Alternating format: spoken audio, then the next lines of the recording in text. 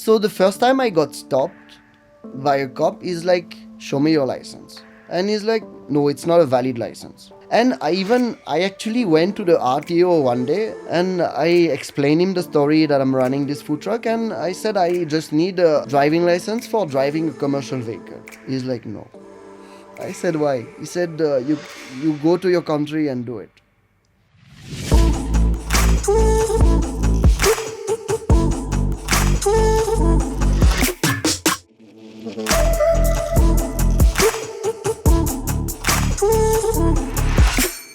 Welcome to Millionaire Mondays, the show where we bring you the stories of real Indian startups told by the entrepreneurs that built them.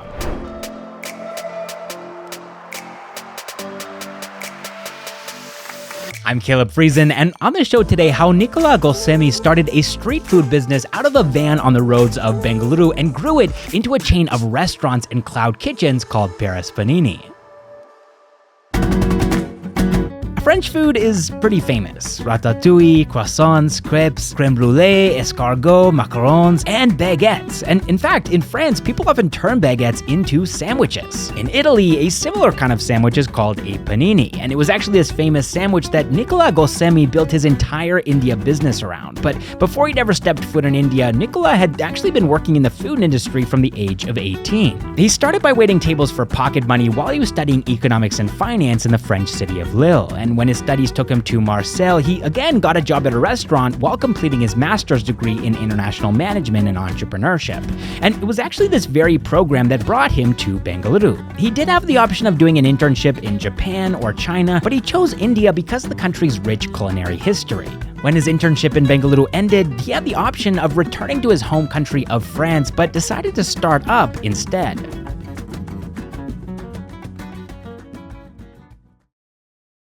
I came to Bangalore with a really open mind, with like the sense of adventure and learning how Bangalore and how it is to live in India. And from there, like so I did my internship, and at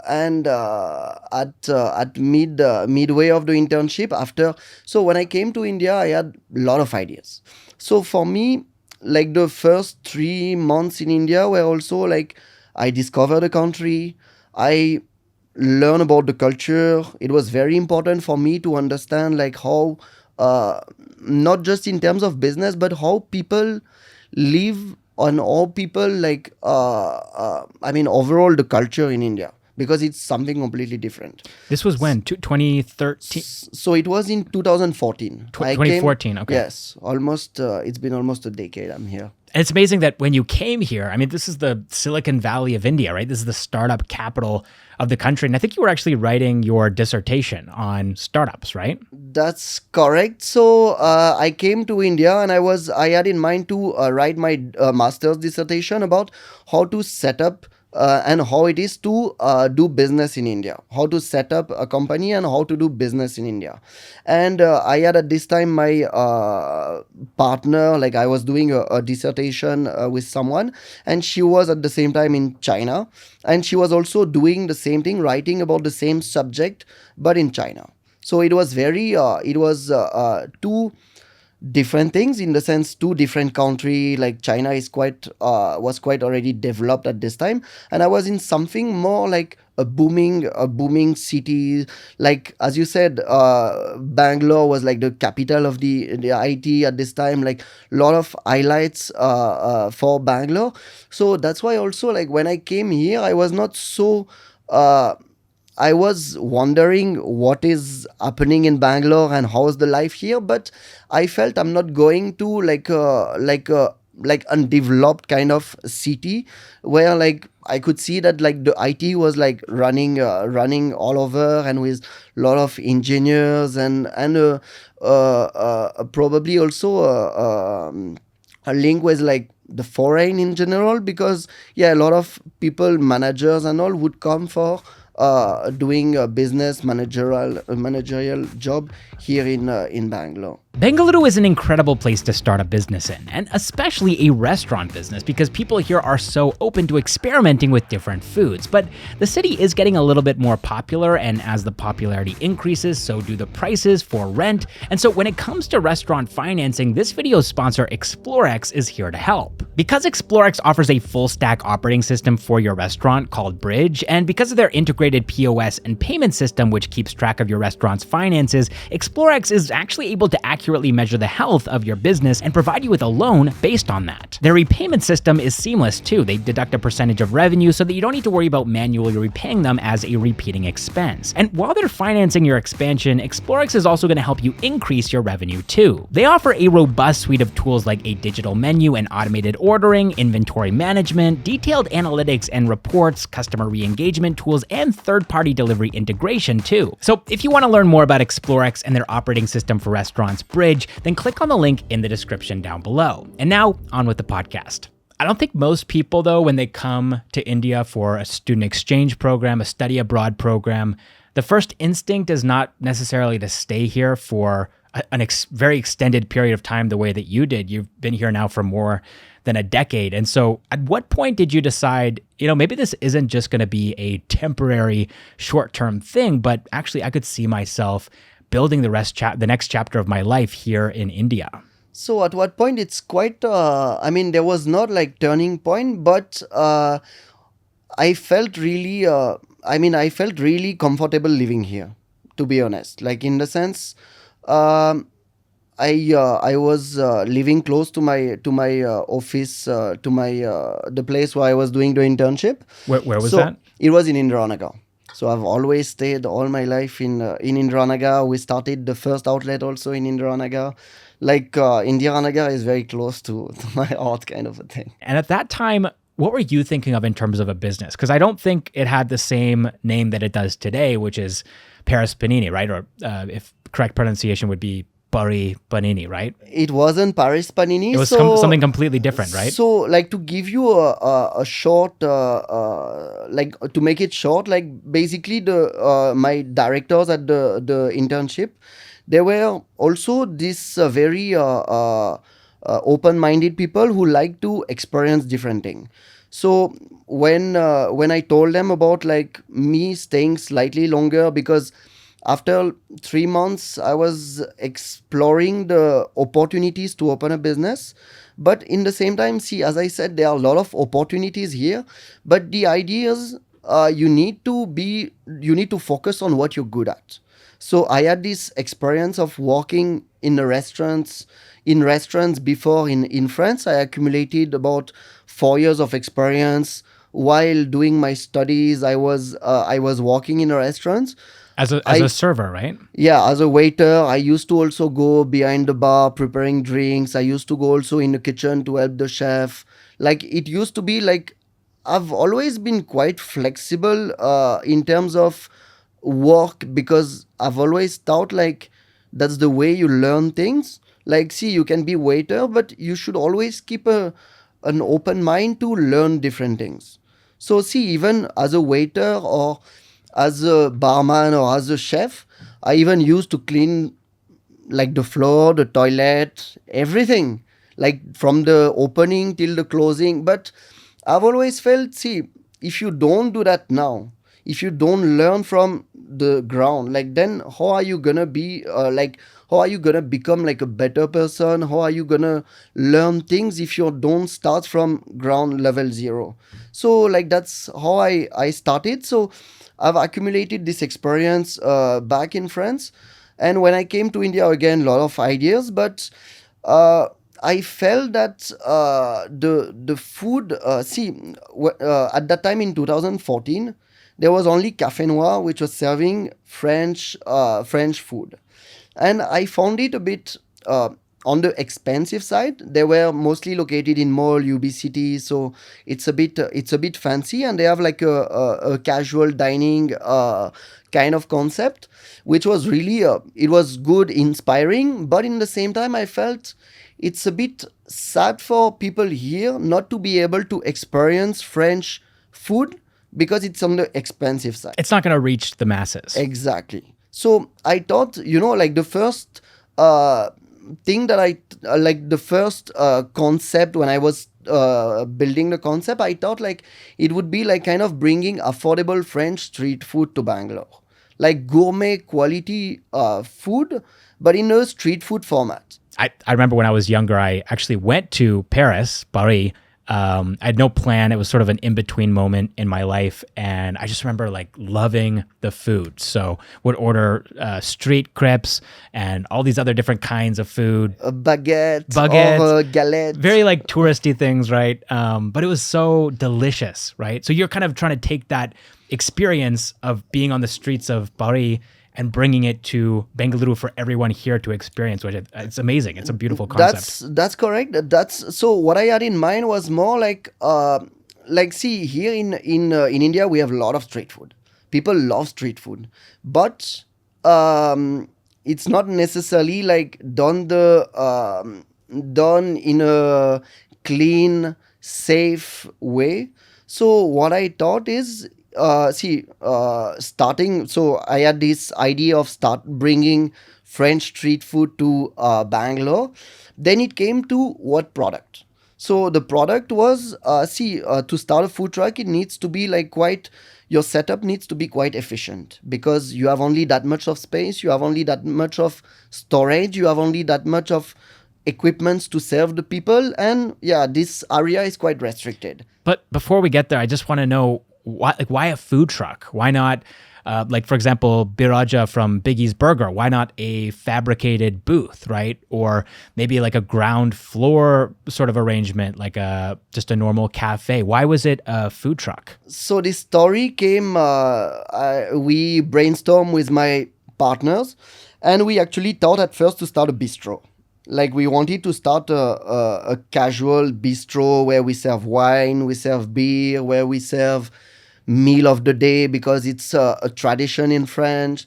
It's very casual atmosphere, but we found it very difficult to find a space. We were a couple of times we were about to sign a space, but the landlord suddenly changed this decision to give us the space. So like we struggled a couple of months actually, and we came to a conclusion where like let's start something smaller.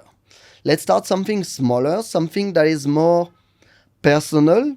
Like we had this wave in France of food trucks as well in US, and that was quite a good like successful stories and wave in Europe and in US. So we thought why not like changing from this bistro more dining experience to this more casual atmosphere. And since people love street food out here, we should be able to like get a spot in the street as well as serving and be able to sell in the street because street food is so big in India. Of course. And you see people with these carts, right? That's kind of the way that street food is manifested here in India, is that people put the all of the cookware and all the ingredients and everything into one cart, and they'll either like push it or pull it, I guess, sometimes. And so it doesn't seem like that big of a stretch to think, well, what if you motorize it, right? And even you see that actually there's auto rickshaws that have sort of little kitchenettes on the back. What if you motorized it and actually put it into sort of like a truck or a bus type of format? But I'm guessing at that point, 2014, there probably weren't a lot of food trucks here in India. There were very few. There were very few food trucks. And actually, we were one of the first 10 food trucks to start. So it was quite a challenge for us because even people not knowing what is food truck, people like even to deal with garage because we had to modify the truck. So we got this a school van from a school in Rajajinagar. So you see the yellow school van. Like a lot of people could relate seeing the van that we had, like an old Matador F307, because they could relate because that reminded them of the school day, the childhood days. So it was quite a challenge because we wanted to have this very customized truck. Like basically we wanted to show the kitchen to people so that way they see what's happening inside the kitchen. They can see that it's clean. They can see that it's safe to eat. They can see that we are doing it, like we have nothing to hide basically. So that was the concept, like an open kitchen where like people can see how we are preparing the food and how we care about the ingredients, how we care about the preparation, and there's nothing to hide. But how do you do that? Because I'm guessing you can't just go to a mechanic and say, "Hey, I've got this truck. Can you modify it and turn it into a food truck?" Right? Like there's nothing for them to base this off of, right? They've not seen this done before because there's less than 10 food trucks in the entire city.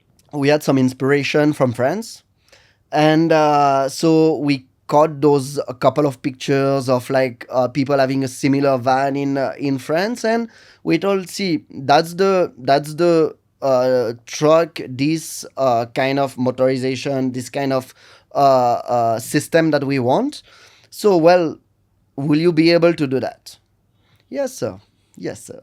Okay, Possible. I already see where this is going. Well, so we got the first garage was quite a trip. Like I used to go every week, not see much of progress, not to say like no progress at all. And after like 6 months, we withdrew the truck from there because the guy was just incapable of doing anything. What had he done by the end of 6 months? He was trying to do some welding, some tinkering, like some. He was trying to work on the body of the truck, but like unsuccessfully. And I think also he didn't have the tools that are like really appropriate for this kind of work. So he was just keeping our hopes quite high, but nothing was happening. So How much did you spend on that first iteration? probably, I think we lost some maybe 50,000 to begin with. So then from there I approached like couple of friends. I had some friends who were into customized car. They used to tune their pimp their cars. So I thought, see, if those guys are able to pimp their cars and they want, like they should probably be able to modify that truck. So that's how I got in touch with this garage. He was actually in HSR, like a very professional guy, really excellent garage. So it took about another 6 to 8 months because there was a lot of work on the body to be done. The roof was needed to be altered. Like there were a lot of modification to get done, and also the person at the garage would not do like half baked job. Like he would do like the proper suspension, the proper like double reinforced floor, like all stainless steel, and he has done a excellent job. Like to be honest, like we were lucky to find him, and he's done a great job. And after that, like finally after about a year, actually we were able to start the food truck. So Everything that happened before that point too, though, like I think there's more pieces here, right? For example, the company logo is quite iconic, eye-catching. Also, the company name, is it Le Casse-Croûte? le casse-croûte, Le Casse-Croûte. which means also, so it's called le casse-croûte. So we wanted to, while brainstorming with my partners at that time, we really wanted to have something authentic, something that people feel that, oh yeah, it is a French thing. But in the same time, I think that scared most of the people than anything else. So we had Le Casse-Croûte name as well as the symbolic mustache and beret. So I'll explain you quickly. The beret is it's very like symbolic of French. A lot of, I mean, French people wear the beret, and the mustache meant like for French people in India, basically. But yeah, that's like a French concept, right in India. And well, the casse-croûte was obviously it's a name to say sandwich, in French. That's the French word for sandwich. That's correct. So the food truck was called The Sandwich, but in Kind French. of, but in French, yes. And very difficult for people to remember Very or difficult. pronounce. So, like, I'll tell you, like, how people were calling it the most, I think it's La Casa. People were like saying, let's go to La Casa. How many times I've heard La Casa? Even people on Instagram would tag us La Casa. And I don't think, I mean, I've seen very few people being able to tag us properly on Instagram just because of like the spelling mistake. Like, I mean, LECASSECROUTE. It's a bit too long and very quite different. So by this point, it's 2015. You've got the name, you've got the vehicle has been finally created for you guys to actually run this business out of. Things are coming together. I guess you're working on the menu as well. But I'm curious to know which licenses did you have to get to actually run this business on wheels, actually running a food truck company? So to be honest, even till date, there is no legal framework to run a food truck. You have a license to run a food cart. That's called a hawker license. So that was and that is still the only license that you use to run a food truck. But for us, also what was important is to set up the kitchen, because out of the food truck the concept was very different from what was there on the market till 2014, because the idea was bringing homemade street food. Like by homemade, I mean like gourmet. I mean something that we make in our own kitchen. So it means baking the bread every day, making the sauce every day, preparing all the ingredients from scratch, including the French fries. So French fries, to give you a bit of story, I'm from Lille in north of France, and French fries are like a religion. So before the food truck scene, even in France and everywhere, we used to have those carts in north of France in Lille where we would sell only French fries. So you will get even French fries with like a piece of bread. You get like some meat. You can get, but a mountain of fries. So that was like the idea. I mean, I guess because the north of France is very Lille is very close to Belgium. So in that way, we have a really like love relationship with French fries. So for me, when I came to, Have you heard of poutine, by the way? yeah, of course, Yeah. of course, I actually made poutine at Casse-Croûte at some point. That's like one of my favorite like Canadian foods. I'm not sure how Canadian it is, but like yeah, French fries. I guess like The broth, cheese, like and broth gravy, and- yeah, broth. yeah, Yeah, yeah. exactly. It's Delicious, but so bad for you. I know. But that's damn tasty. Yeah, we were making at some point actually. You know, like the thing is, I wanted to, even overall when I started the food truck, I was there every single day. I was driving the truck. I was serving the people. I was like the part of my job was also to educate people about the panini and these special sandwiches that I was making. Because see, in 2015 when we started, there was clearly like a demand for sandwiches because Subway was there, but that was mainly like the only one. Or maybe Ari Super Sandwich was also there. You've heard of them? No, but So very anyway, very few brands. but very few brands were there, and like seeing this kind of product in a food truck is a bit like, oh, like it brings curiosity to people and they just wonder like what's happening in this truck. There's a white guy standing there, like it looks like quite a fancy thing, like what are they making? So then my like it was very important for me, the relationship that I build up with my customers, because it was mostly like a lot of education, like mostly like telling them like the benefit of this kind of bread. How do I make the mayonnaise? Like, why is it like creamy? Why is it tasting like different also? And you know, the thing is, even most of the people, I mean, a lot of people used to tell me like, oh, so you serve to all foreigners. And that's quite a, like, first of all, stupid question, because we are in India and why would I like serve to foreigners in India?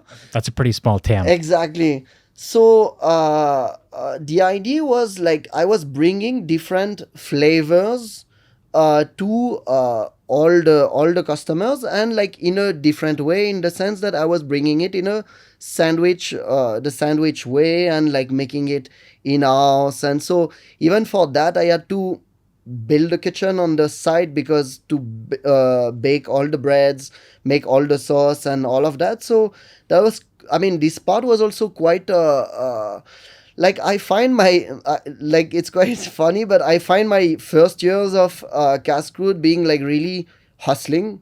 Like I would, if I have to summarize, like this couple of years from 2015 till 2018-19, I was kind of hustling. I signed up a place for my base kitchen to start the food truck. This got flooded after 1 month. I had to move from this place to another one. Then this place, like, we had like different problem, like getting FSSI probably was one of the problem, but I got it done with my CA at that time. But we had to deal with like local Tell me about it without naming any names. Like, what was the situation? so see, like when you run, I mean, at that time when I was running this small place, literally I had to pay someone to not have any trouble, not have any trouble on this place as well as the food truck. But You had to hire some muscle. it's quite interesting, and I mean, even now when I think about it, it's quite crazy. Like even when I like tell my story to like my friend and I tell them about this, it's scary, but I had to pay someone to basically have no problem with any authority. And even though I was not running an illegal business, or I was not doing anything illegal. Yeah, you had FSSI, right? I had FSSI license, I had all those license for food truck, but those so-called license. But the thing in India, you always need network, you always need like to know other people that will get your things sorted, like your situation, like. And so that way I had to There's the rules, and then there's the rules, kind of the informal, unspoken rules. the informal and unspoken, that's correct. But I mean, see, I've seen it like from an angle where like from the beginning I knew that that's part of it, that's part of the entrepreneurship, that's part of what you gotta have to sort, what you gotta have to do. And that's part of your, like, that's part of, yeah, not the culture, but like, like it's part of the entrepreneurial journey here. And I mean, I kind of knew about it because of my partners at that time. I mean, yeah, we had a lot of brainstorming, and I knew all the kind of things and jugad and They filled you in on. and all of that. So they helped me a lot building the business. Tell me about that. I mean, first of all, the people that you started the company with, those initial co-founders, who I don't think that they're still actively involved, if I'm not wrong. But also, I'm curious to know about the finances too. Like, how did you even start this thing? Was it just money out of your own pocket, your savings, or were you quickly able to sort of generate enough money from revenue that you actually had a bit of profit and you were kind of able to reinvest that into the company? What was the actual business side of the business looking like in those early days? So we started the business with very minimum capital. So we in our estimations, we planned to start the business with 16 lakhs. So that's what we did actually. We just put in 16 lakhs. I was lucky enough, I had some savings. So I was majority or stakeholder in the company. And I went all in, okay, in this. And but I mean, for me, it was like I knew, like, I mean, it was a small like kind of project, and I was looking at the proof of concept and see if this kind of product has a good response, and test basically the market if it can be something scalable. Because see, at the end of the day, it's fine to start with something, but you can't stay on your ground level and like continue. You have to scale. So Your two business partners were also French, right? they were also French. They were running this outsourcing company, and but I was the one behind everything in terms of operation. I was all there all the time. They were Sure. running their business. They used to help me in the sense, any advices, like a good we Connections. used to have really good brainstorming session, and test also. See, we developed the menu together as well. And so it was a good experience. I was 22 years old when I started. So when we started the business, One thing I realized quickly was we did not invest enough money, or the capital raised was way too low. So one thing that I actually remember is that while building the food truck, like at the end of building the food truck, we had 10,000 rupees left on the account. And I started freaking out because we've not even started operating and we have 10,000 rupees. Did you have any inventory at that point, or did you have to go out and also buy the bread and We had a bit of inventory, like a bit. like how are you going to pay your rent? Like how are you going to survive? We had the launch plan, we had like couple of things that were planned, but I was like, I need to make money right away. Like it can't be like I can't have 10,000 rupees if tomorrow there's one expense that comes up. What am I gonna do? Like So if that flood had happened at that moment, you would have been toast. yeah, definitely. No pun intended. So I'm like, I gotta find some business to do.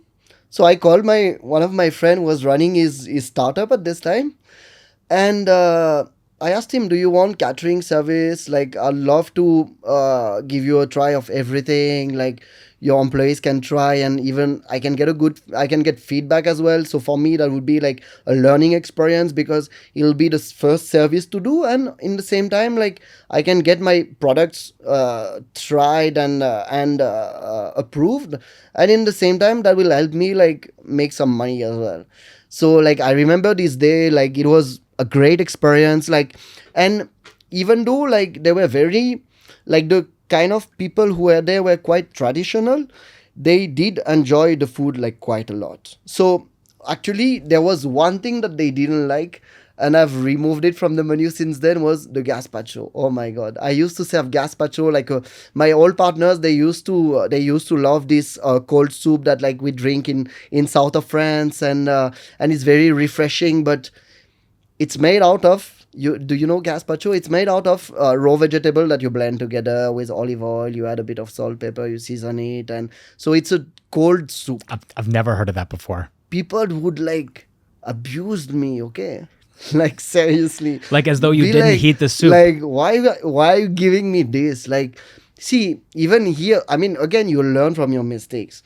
Like, see, beginning I was like you add those raw vegetables, even raw tomato slices, because that's how you serve it in France, you know, like you have that nice ham, lettuce, tomato, you know, you want to keep it as much as possible authentic, but in the same time, yeah, you know that you're not in the same market. And I mean, I think I was also at this time taking one day at a time, in the sense that I was learning very much like every single day, because I was in direct contact with the customers. I was taking feedback from them. I was improving the way of operating. I mean, the food truck days were a bit of a struggle because it was, again, it was not like a legal thing to run. So that's why also after a point, like I remember it was end of or beginning of 2016, I started thinking like this food truck is not a scalable business, in the sense that I'll not be able to run like 20 food truck in the city, because I can't even, I'm like struggling to even run one. And what would you say? I mean, what were some of the things that you were struggling with at that point? Was it the authorities, for example? Was it you kind of just managing the people at that one location, that you had kind of become like a bottleneck and you couldn't be in multiple places at once? What was going on there? See, I think the staff thing would be fine. I mean, as long as you build up the business until a point where like people know you and know the brand, and but what was the most painful part was probably like getting stopped on the way to tech parks, on the way to parking spot, and so it was quite funny because I had my four-wheeler license. I used to wear this khaki shirt in the truck and drive. So the first time I got stopped by a cop is like, show me your license. I give my license. This guy was like so, he was Shocked. wondering, yeah, exactly, so shocked that I have a license. He let me go. Okay, that was the first time. He's like, Have a happy day. I'm like, thank you. Bye. And then the second time I get stopped, this guy is like, show me your license. And he's like, no, it's not a valid license. I told him, yes, it is. But then they were looking at, it was a commercial vehicle. So I didn't have this commercial driving license. So Oh. that's when it started becoming like a problem. And I actually went to the RTO one day and I told him, see, I'm running a food truck. I went with some local people because otherwise, like, I would not have access to like even talk to the No, the RTO commissioner is like over there. Like, the definition of chaos. There's no way to even navigate that thing if if you don't know what you're doing. that's well said, yeah. So I go there and I speak to the commissioner, like the guy representative there, sitting on a chair. And I explain him the story that I'm running this food truck, and I said I just need a commercial, like the driving license for driving a commercial vehicle. He's like, no. I said, why? He said, you go to your country and do it. Well, did you try to, you know? Um, no. I mean, Weren't the people with you told you like Yeah. you need to pay this guy to make no, this happen? we did talk to him in the sense like what possible way we can do it, but he was like, no, I'm not gonna give you. I'll definitely, like, no, you go to your country and do it. And I was like, okay, so then there's no Legitimate. legal way to get it. So I might as well, like, I mean, at that point of time, I think I also got in touch with this person who was clearing everything for me. So, like, I got things simplified with dealing with authorities. Oh, your guy. Yeah, Your my gunda, yeah. yeah, your gunda. So I got things simplified with authorities, but the problem was it was still hurting me in the sense that, see, how do I scale this business? So what happened also at the beginning is, so I had this place in the base kitchen was in Tipsonra, and I had people seeing the truck and coming to the kitchen. So I was like, You were operating the truck like opposite of the kitchen, basically. so yeah, the truck was used to be parked in front of the kitchen, and we used to actually serve in front of the kitchen. I remember the first day we opened this truck opposite the kitchen, we served about 250 people. That was mad. So the kitchen was there. I used to tell those the people who were with me, like, go and bake more bread, make more bread. That was like kind of chaotic, but that made me think of, like, wow, it's so uh like great to see such response, like, means that, see, even I knew that people in Bangalore are very, like, well, uh open minded about trying new food, new cuisine. So, like, they were also curious, and our price point at that time was quite low, in the sense, like, let's say for a sandwich you would pay like 150 rupees, which is quite affordable when you think that the bread is baked on the same morning, the sauce are made also, and all of that. So it was quite affordable. So And it's gourmet, basically, right? I mean, 150 rupees. I just wish I had known about this place at that time because it sounds like, I mean, it's a steal. I would have been there every single day. What did people think about the price point? yeah, it was affordable. Now the thing again is, it was more about, like, educating people about the product, because, see, people would see here in India the bread as, like, people see bread in a different way. Like, we have those chapati, we have naan, we have, like, a different, you also have those pao that I love. But, like, you have a different way to serve bread. You have a different kind of bread, and this panini bread was, like, very different from what people usually have. Like, see, like, people, at the beginning, I remember some people would not, they would say burger, you have burger, and I was telling them I have French burger. It's a French burger. So that way they would understand it. Sometimes, you have to use, like, different words to make people understand in their own way. So that's how, like, basically I mean, I was very close to the brand. I was like even doing deliveries myself sometimes. Every like single like customer experience for me was very, very, very important. So to a point where like, yeah, if there were any complaints, I would go myself. I would call the customer, send me your location, and go and make sure that the delivery is done properly in the right way. And see, that's how I feel also like building a sustainable and healthy business is like making sure that you build trust with your customers. And like for me, I started this out of passion, and I was working in restaurants before. Restaurant industry is not like the easiest industry. Like you work at odd hours, you work like 16 hours in a day, like it's like mad. But what I what made me continue this way is just that it made me like a better person to start with, but also like it's I like it's just passion that just build up around this hospitality, like the hospitality industry in general, and this relationship that you have with people that you build up, and people you see coming back and you see that they are happy. And so that's a great, for me it's like the best feeling. And like the fact that like at least you've made someone happy and like and made him like discover something different.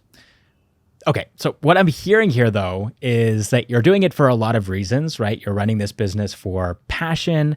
You're running it for the love of French culinary history that you're trying to bring to India. But what I'm not hearing is that you're doing it for money, which, I mean, let's be honest, a lot of people, when they start their business, when they run a business, they're doing it because they want to make money. And 2014, 2015, 16, 17, I mean, you're running this company still out of a single food truck. And I just have to wonder, how are you doing there financially? I can't imagine that you're making tons and tons of money doing this. See, to be honest, I was lucky to have my parents supporting me all the time. We had some bad experience with people who've promised to invest in the business, and at the last moment they backed out, like, and no clear answer, no. So it was in 2019 when I had this experience with because from 2016, I mean, I started 2015, 16, I was figuring out Swiggy and a small takeaway counter from the kitchen. So things like picked up quite well. And from there I thought, okay, we need to scale the business because it's getting a very good response. But in the same time, the funds were not there. How much revenue would you say you were generating? And also, were you profitable? We were profitable, but it was very on the edge. Ramen profitable. Yeah, kind of. If you've heard of that concept in Silicon Valley, you can afford to buy ramen, feed yourself, but that's about it. That's about it. So give me a ballpark. See, food truck business, the takeaway, the Swiggy, overall we were on average, let's say, doing 10 to 15, like about 12 lakhs on average. So that was, I mean, good to, I mean, not, we definitely were breaking even. We were even making money, but not enough to start anything else. 10 to 12 per month or per month? Per month, okay. Yeah. And then in terms of profits, how much? Profit, let's say we were making a lakh profit. Every month after paying all the salaries, after paying all the rent and everything. Sure. And what it sounds like to me is that it started off as this sort of experiment that you want to prove this concept and start it with a food truck to prove the concept, right? But then that's 2014, and then you get all the way to 2019 and you realize that I'm still in that stage that I didn't expect to be at this point. I think you thought that you would prove your concept and then go ahead and open a cafe, bistro, like some kind of actual dine-in, sit-down location. And that's just not really what happened. And overall, over the time, like between the food truck and running this counter, I've learned quite a lot. And I was also meeting investors. I was I met those IAN angel investors a couple of times. I did like couple of pitch with them, but I think they were not necessarily understanding the fact that I was at the shittiest location. Like the location was the worst possible. Okay, I was kind of serving out of that. I mean, that reminds me olive the wall, but me it was like a shithole. But like just to keep it simple, but still it was like doing decent numbers because I mean doing 12 lakhs. I've heard like people not making even like 6 lakhs every month, and like they have like prime location and all of that. Wait, but so why were you operating out of this not ideal location? Because see, when I started the business, for me it was focusing on the food truck part and scale the food truck. But it came to a point where the food truck was not a scalable business. You So couldn't I drive around the city because you'd get stopped Yes. by. So basically, what happened is in 2015 there was a good wave of food truck in the city, starting in the city, and people were not doing it out of passion. They were doing it just thinking, "Oh, this guy is successful." You know how many food trucks actually I've heard that. A lot of people have heard that they started food trucks seeing like the cascade food truck and seeing the queue like waiting for the waiting at the truck, and I'm like, see, that's great to hear, like, but like I started saying to people in 2016 17, see, if you start a business and you put all your money, just think of something, like think where you gonna park, because I made this mistake of like I mean I was able to park my trucks, but for like let's say the first 2 years, then after it became very difficult in the sense that cops were like chasing us, like literally. So They just see you as a rolling piggy bank, basically. yeah, but not only me, all the food trucks. And they knew, like the funny part is, so they knew that at Bagmane there would be one food truck on this day. So they would park there, take their bribe, and I mean, sorry to say, but yeah, it's. The reality. Yeah, but so see, it became more like, it became very chaotic to run basically. So I thought of, see, the food truck, we actually tied up with Aramzi Tech Park at the very beginning because they were interested into having us, especially us, because they saw the cleanliness of the truck. They saw that the standards were like next level. So they kept up very close to California Burrito in 2015 early days in the EcoWall Tech Park. So that's where we were running a trial with them, and then step by step they gave us other tech parks to park the truck. But again, the only problem was the cops on the way to get to that specific spot. Let me ask you a question though, because I'm also, building a business in this country, and I'm not from here like you. I'm a foreigner. And I think the path of least resistance for a lot of us is actually to go back to our country of origin, right? And unless you've given up your citizenship or your passport, that's something you can do like on the day that you make that decision. Was there ever a point, especially towards 2019, where you thought maybe it's time to just head back home and this was fun, but it's obviously not something that's going to work out in the long term? To be honest, no. So one thing that is, I think, really important in the entrepreneur journey is to always believe in your product, in your concept. If you don't believe in your product, even if one day you're like thinking like, oh, is it actually working? Like, is it, sometimes you have this question, you question yourself, you question like, how am I like even capable of scaling the business? So, but one thing I knew is the product is excellent, and I've always believed in the product. I was also thinking like, I mean, like, if like I was in the food truck, always eating in the truck for like, even once. So like for 2 weeks, every single day we were on the road. I remember eating those panini 2 weeks straight, lunch and dinner. I was eating only panini. And I was also thinking like, if I was not doing this, like, oh my god, like, I mean, it's so good. Like, I love the product so much that, like, I mean, I had this feedback from all the customers, from my friend, that like they love the product. So like that's also how I that kept me like going. And like, and we got a lot of highlights on the food truck when we started, because as like foreigner we got interviewed by Vice. So Vice, like one journalist flew down to Bangalore to take like basically like 3 days in our life. Like it was amazing, like it felt amazing. Like there were a lot of people like wondering like, why is this French guy in India, like running a food truck? So they were like, it was kind of a different story compared to like the ordinary like tech person who comes, set up a tech company, raise money, and then go off the. But It became a part of your identity. yes, You're yes, not yes. just you're not just a French guy in France. You're like the French guy In Bangalore, in yeah, Bengaluru. that's true. Okay, so Running La Casa. yeah, La Casa. The next phase of the story here, after you kind of, for lack of a better word, you kind of got screwed by these would-be investors, and they didn't invest, right? Luckily, or they didn't. They don't own equity in the No, business. no.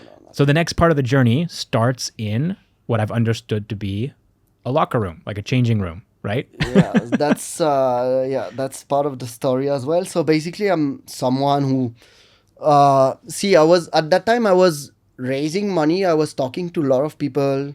And so I used to go to this place called Volt on 12th Main in Indiranagar. And even there I actually met a lot of interesting people, a lot of entrepreneur, a lot of restaurateur as well.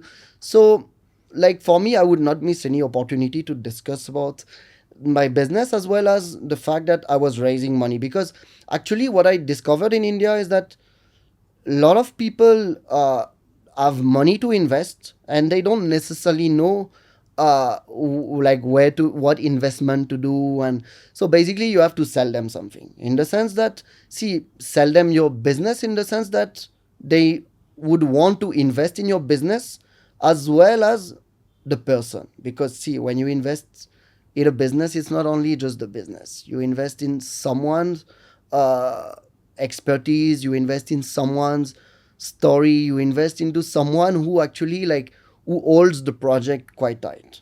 So like it was in July 2019, in the changing room of Volt, I meet the founder of Pizza Bakery, and I discussed quickly with him, and mentioned the fact that I was looking for investors in this project, because like the product is not getting as much visibility and as much popularity as it should. Because it's an exceptional product. It's just not in the right place. Exactly. This was Nikhil, right? That was Nikhil, exactly. So Nikhil told me that's interesting, but and we do actually invest in projects like food projects, into projects. So if you want, we can meet. If you want, we can meet tomorrow. We'll come with my brother, and we can discuss details, like, and see your kitchen, see like the foundation, see your food truck, and see if actually we can come to an agreement, something together. So I was like quite excited about it, like, and they were very responsive and very quick, because the next day itself I met them with their head chef, who is still chef guru from the pizza bakery. So they came to my kitchen. I think they kind of shocked at the beginning, because they didn't expect a French man running like this kind of kitchen. As I said, like it was a like ground floor, mid ground floor, basement, and it was an old printer. So that old printer had made like one entrance that was like this hole in the wall, where you would go under and get inside the kitchen. It was like quite shaky, but, and I had put up like four benches, two tables outside, like all wobbly. And so they came here, they obviously tried the product, tried many things on the menu, and they were kind of convinced that there's potential in the product. So that's where like we started discussing about like scaling the product together, and they thought also of not just getting involved as a sleeping partners, but like being really like active into scaling the product with me. And that's where like we came to a conclusion that like yeah we came to an agreement where like yeah we decided to partner together, and yeah, find a better place for the business, find yeah, better location. We talked about like the ambience, talked about the concept, talked about like many things. We've reviewed like deeply the menu that we were having, reviewed like lot of things. It was a lot of brainstorming at the beginning, but very like insightful, and very a good learning from them as well, because they were running the pizza bakery. And to be honest, I love the pizza bakery. And the first time I went to the pizza bakery back then, I was kind of like the interiors are stunning. The ambience is stunning. Like the product is on point. Like everything is like wow, phenomenal. So like I kind of clicked with those guys because like they had like they were we had the same kind of thinking, in the sense that we want to serve like really good quality food to people. So it sounds like this journey, at least up until 2019, it sounds kind of like it was a lonely journey from a business standpoint, and you're kind of doing this thing relatively, for the most part on your own, just kind of hustling, right? Running this food truck. Maybe you had a support system in friends or family back home, but for the most part, it sounds like it was lonely. Yeah, heads down, running operation, doing pretty much everything, between the finance, between like, see, even that's also one thing when like you start a entrepreneur journey at 22nd, you go all in, but with not that much of capital, like you learn things pretty much the hard way. And like, see, I could afford a accountant, yeah, for sure, but I also wanted to put my head into it. So at the end of the month, I would tally all those expenses. I would see how much I'm making, how much electricity I'm paying, and figuring out pretty much all the metrics to at the end build a sustainable business. But how did it feel? I mean, when Nikhil and Abhijit came in as partners in the business, like I'm guessing it felt good, right? Did it feel good? It felt amazing. It felt amazing to have this support, but also in terms of business, that it's like something that was also really straightforward, where like we were not going to scale the brand until and unless like we have a profitable unit. So when we decided to open the first one, we were looking for a place in Indranagar, because Pizza Bakery was already in Indranagar. I had built a data, like a customer base, like quite strong in Indranagar itself. So we found Indranagar to be the best location to showcase our product and probably give a good experience.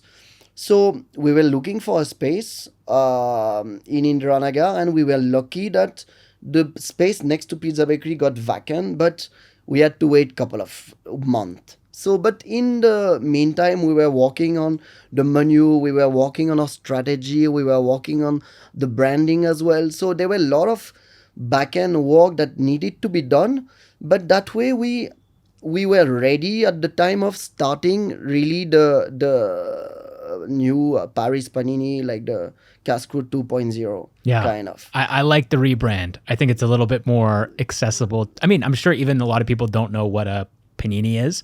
Yes. Even it's not a super common food in my country, Canada, but I've heard of it, right? So I think it's a bit more approachable, and people know the Yes. city of Paris. Yeah, that's true. So at the beginning, we had this tagline of French street food, but after all, we renamed it to Gourmet Sandwiches because we found it like gourmet French street foods. It is a bit too generic, and also what is French street food. So Exactly. like we renamed I mean we rework on the tagline to make it Gourmet Sandwiches, and later on, couple of months ago, we just started wraps, and now it became sandwiches and wraps.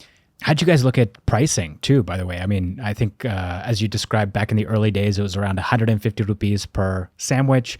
I'm guessing though, with the gourmet tagline, the price went up. We did increase the price a bit, but we didn't keep it too high at the beginning to make it like, see, people, like especially the first few years, they were still like discovering the brand. Even right now, there are still a lot of people discovering the brand, and we see this but while expanding to a new location, because see, our foundation is in the Ranagar, but like not everybody is like see, a lot of people in Indiranagar, the kind of customer that you serve in Indiranagar are not the same as like when you go to other location. Like it's a different way of living, a different way of thinking, a different kind of audience. Okay, so like that's why for us, obviously, we keep a close watch on food costs and all our expenses around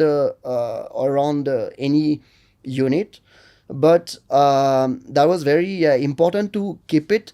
See, that way, actually, we've done something like pretty at an initial stage with Paris Panini, is that from full panini, what we decided is to introduce the half panini, so to make it more affordable to people, but as well give them the opportunity of trying different things. Because see, as we said, the bread here, it's like something different. People have a different approach, so you don't want them to be full after eating one full panini, right?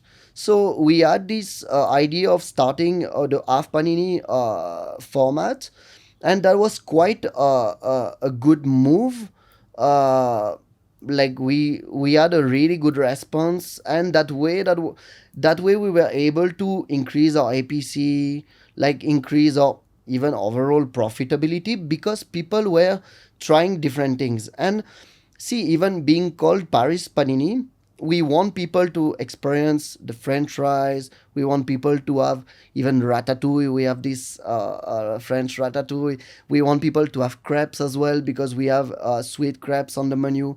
We want people to try different things. So like a way to make it slightly more affordable to them was to work on, again, I would consider this as working on the concept, because like changing the size of the panini, as well as even changing the portion size, like a combo size compared to a regular portion. So, and that's what I love about Paris Panini, is that our concept is very dynamic. See, today we are on 12th Main, selling in a brick and mortar. Tomorrow we can be at a stall at Zomaland, because just to name one, because we've been there also. We did that again about 6 months ago. Like, that's what I love the most about this kind of concept, is you're not restricted to one single place where like you're doing okay fine dining, you're giving obviously an experience, but like for us, we have a different way to give like experience, and probably I've learned it also, like this way with my cascrute days, is like one day I'll be doing the food truck in an office, but the next day I can be like, I did serve for weddings as well, like wedding ceremony, like people wanted the food truck. So cool. So cool. So, like that's also something that we keep in mind when we grow the business, because growing the business with one vertical is not necessarily the right way to grow the business. And what I love the most is like this dynamism that we have, like to be able, like even to start a pop-up, tomorrow start a cloud kitchen, to like, and a couple of months after start an outlet. That's why even for us, we've been lucky and we've been able to scale it So this cloud kitchen business, so after starting this Indianagar unit, we had the opportunity of starting a cloud kitchen in Belgrade. So that was this actually second unit, the second kitchen.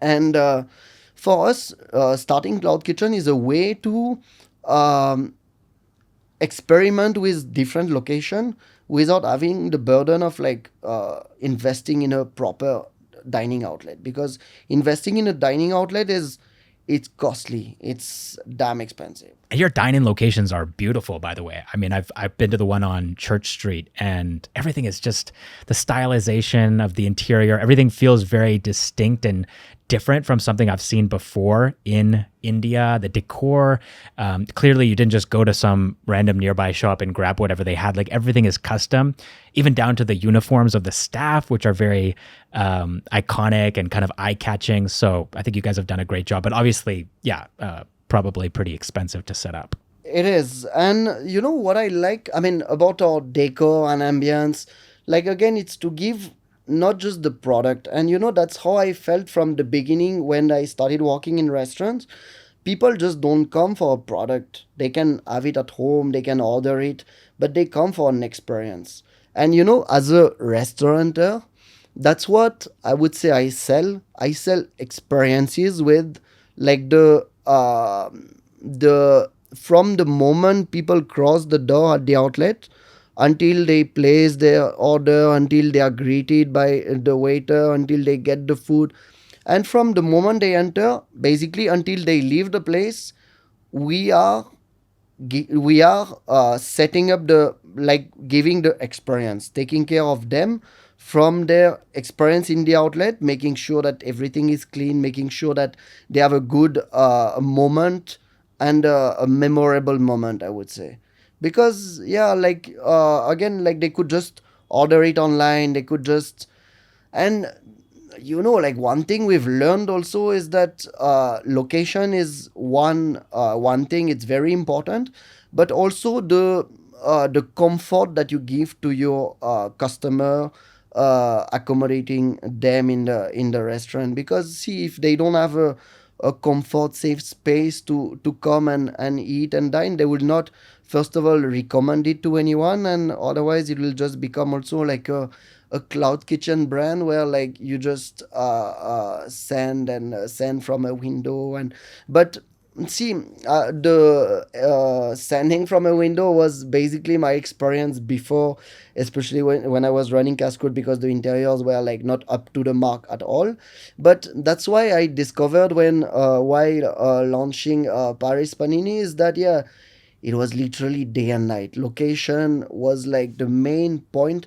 And that's, I would say, it's part of our marketing strategy as well. Because see, instead of spending tons of money in flyers, or I mean flyers, or even Instagram promotion or anything, you visibility of the brand and visibility on a very well, like a high crowded street would make a huge difference. And that's what I realized when I moved to Indianagar. My place where I was running the food truck was literally 500 meters away from the place I started Paris Panini, but it was day and night. And that's why, like, see, sometimes you have something that is placed like one street away, but the visibility and just the visibility, the fact that people can't necessarily see and pass through, and then you don't you can miss, like, a lot of opportunity. So you set up this first location, which, as you said, very visible on the main street. And then the second location being a cloud kitchen. Was the decision to do that based on the fact that the pandemic had hit by that point? Because I know the first location, I think that was November 2019 you guys set that up? Again, like, it was more like a trial run for us to see if it was worth investing in that location. Because see, like, if you start a cloud kitchen, obviously it'll take maybe a couple of months to pick up, but you have to spend a bit of money on Swiggy ads, you have to spend a bit of money on Zomato. But at the end to get again visibility, the visibility that you don't get in the street itself. Got it. So, but it builds up, like in the sense that yeah, you get more visibility on Swiggy. Your brand become also more famous in the sense you're into targeting two different locations, and but the first cloud kitchen was Bell Road, and but the second outlet was Bellandour. So Bellandour was Eco World in a tech park, a small a kitchen that we were running, and but pretty we got a pretty good response because also I was running when I was running the food truck. I used to park at EcoSpace, which is the behind tech park, that Eco World next door. So People were a little bit familiar, even yes. though you had changed the Yeah. name. Yes, they were, and they used to, yeah, exactly recall like, oh, the days I was standing in the food truck and serving food to them. Like, that's actually a quite a great feeling to see. Like, lately, when we opened this outlet on Bell Road, people came to me because obviously I do stand in the outlet like every single day. Like I do visit the outlets. I spend time with the staff as well, understanding the operation and what goes right, what goes wrong, and what could be improved, of course. Because see, I still consider this company as a startup. We have like a dozen of location right now, like 7 dining outlets, 5 cloud kitchen. So All in Bengaluru. all in Bangalore. So as I spend as much time as possible in the outlet, I will walk from the outlet itself. So that way I also understand, like even in terms of customer who visits, like customer behaviors of ordering, like that's how you're able also to understand the dynamic behind your model, behind the menu, behind like is your kitchen actually efficient enough. So all those kind of things that if you don't care at the initial stage, you will not be able to scale. So you've got these 12 locations. Some of them are dine-in locations, some of them are cloud kitchens. But what I think is cool about the business is that it's company owned. So everything here, there's no franchising. You guys aren't sort of bringing people on as sort of managers or operators of different locations. Like everything is under your purview. And I'm curious to know why that is. Why have you guys taken that approach instead of, because I'm sure you've gotten a lot of inbound requests to Yes. franchise, right? A lot of inquiries come every single day actually for franchises, but we've been very like cautious about it because see, we've been lucky enough, like it's a completely bootstrapped company, and we've been able to walk. I mean, see, it's like the work that you put in and figure out the metrics, figure out the profitability of your business that make you probably understand better your business as well as scaling in a healthy way. Because see, how many the problem is, yeah, when you put in too much money and try to kind of fix things with money, that's not the right way to scale the business, because it's a pretty shaky foundation that you have. But once you understand the metrics behind the business, that's where like you're actually not ready to scale, but you know what to do at a given time. So like yes, we've got franchises, but You mean we franchise I mean requests? we've had franchisee requests, but we've been, yeah, cautious, and we want to keep this control over the company and not give away anything, because yeah, like right now we are invested, like be it my partners or me, like we are completely invested in this business, and we know that the value that we add in the business. But when you start adding external part, like someone from outside, you never know like what can happen. You never know, because see, even we see it in our company, the people in the management side, they are very involved, dedicated to the company. Like it's great to see, but the more, like, I mean, we see the team overall, like the lower level, I would say, it's not like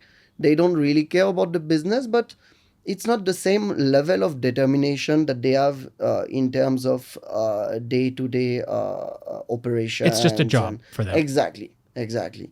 So like for us, I mean, being in Bangalore, my partners are from Bangalore itself, so they know the market. They know, they have enough contact also to scale the business in Bangalore itself. And since Bangalore is quite wide, like we have enough of outlets to open before getting into another city. Because see, again, we are making everything on our own. The bread is baked daily, everything is prepared, sauce and everything. So for us, it's a lot of logistics in the sense that we have a central kitchen. So where like we've centralized all the kitchen prep. So basically, whatever comes in the outlet will be assembled and sent. Assembled, toasted, like eat up, whatever, and sent. So like we know that the foundation of the business is the central kitchen.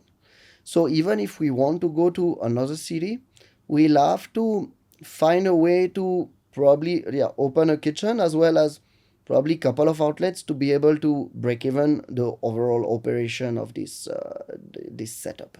So again, now we are concentrated on Bangalore because see, it's what we started in 2019, 4 years old.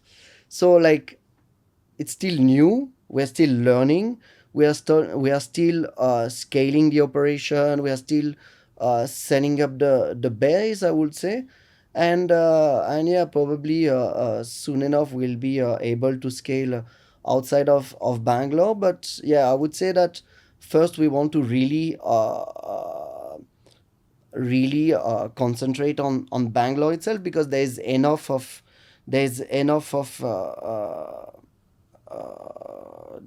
space in Bangalore for us to grow and go to see. Like right now we have about 12 location. Like we could probably be around like 30 in the future, but we have space. And again, the thing is, with our concept is very dynamic. We can open in tech parks, we can open in malls maybe at some point, like it, but yeah, we have a way of scaling the operation and business that we are quite I mean, we have a more how to explain. It's a hub. What you're describing is kind of like a hub and spoke model where you have this central kitchen, but then those ingredients can be transported to, like you said, malls. It could be tech parks. It could be like a dedicated location on a main street. Cloud kitchens, right? It's a really scalable model, Yes. but also the capex required is a little bit on the higher side rather than having sort of a location by location model where everything is prepared in a single place and then served in that same place. That's true. Yeah. So if you wanted to go to another city, the other challenge is that you are doing this bootstrapped. So you don't have investors who you can say, hey, we want to move to Hyderabad. We want to set up in Hyderabad. So can you guys give us like $10 million for us to do that? You're doing it on your own, and you're sort of relying on your own profits, which you guys are a profitable business as well. So you kind of have to, you gotta have that Live money with in the it bank. and scale with it. And but in the same time, for us, that's the current scenario. I'm not saying like it won't change in the future, but right now we find it a good way to scale the operation, because again, we have control and we know where we're going, what we're doing, and how to grow this business as well. Because see, when you run one unit, it's not the same way you will run 10 unit. Like probably between one to, let's say, yeah, once you start being 3 or 4 location, that's where you really test the scalability of your business and really understand if the back end, if your foundation is strong enough. And that's what actually I've been very proud and very glad to see, is that even though we've opened more and more location, we've never, yeah, I would say never faced any problem launching something, or like having any problems in terms of operation, in terms of Quality. like we've been able to tackle pretty much everything.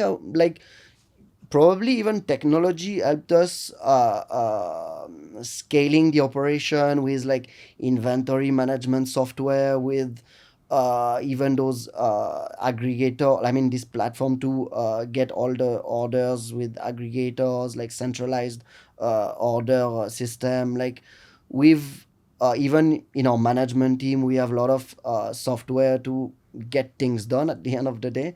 So it's very we are hands on the business, and we kind of know and set the tone of where we're going and where we are like projecting ourselves for a sustainable expansion. So now you guys are in 12 locations. It's been basically a decade at this point.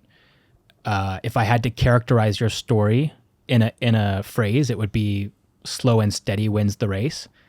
So a question that I want to ask you, because everyone's always talking about scale and expansion and spreading yourself across the country, being pan-India or global. How important is that to you? How important is it to build like a panini empire versus like a sustainable, scalable, profitable business? For me, it makes more sense to build a sustainable, profitable business rather than like, I see a lot of people giving franchises, they've not even figured out their business model, like literally. And that's why also it kind of scared me of getting into the franchisee model, because like you get, it's not a fish market, but like you get everything and anything. Like you think actually sometimes a business is working like, oh, it has like 50 location, it must be doing well. Those locations are like barely profitable. So for us, what is the most important is making sure every unit, like see, when we invest in outlets, let's say we spend on average 50 lakh of investment, we want to make sure that we get them back within like 2 years maximum. So like for that, you need to have your metrics and all your numbers in place. Otherwise, I mean, it can easily easily, like again, like you need to consolidate first your concept and your business metrics before being able to scale. So but see, at some point we will probably get into this while building this panini empire, definitely, because yeah, obviously I want panini to be present pan India. I want panini to be everywhere. I want people to like obviously know like the brand and experience, but one panini at a time, I would say. That was Nicolas Golsemi, co-founder of Paris Panini. And by the way, I asked Nicolas what his favorite Indian street food was, and here's what he said. You mentioned at the beginning of the conversation that you have tried a lot of Indian street foods. What's your favorite? Maybe it's do I need to pick one? Yes, you do. I'm going to force you to. You know, I came to a country actually that was kind of made for me because I love street food. I could live on street food. Now, if I have to pick one, I love vada pav. I love rolls as well. I remember like those, again, vada pav with goli. And the story of goli is also quite inspiring. I'd love to have them over on a podcast as well. Even anything with naan, like I remember having at this roll place, they started a special like naan mish. So it was like between a sandwich and a naan thing. Like I love this kind of, but overall I love Indian food. It's so much of flavors, spices, and it's fascinating how like they are cooking the like overall even vegetables and how they spice it up. And see, overall I'm not a big fan of spices like hot, but I mean now I can kind of handle it. And yeah, like I mean I do like it once in a while. Thank you so much for watching or listening to the podcast this week, and I'll catch you in the next one.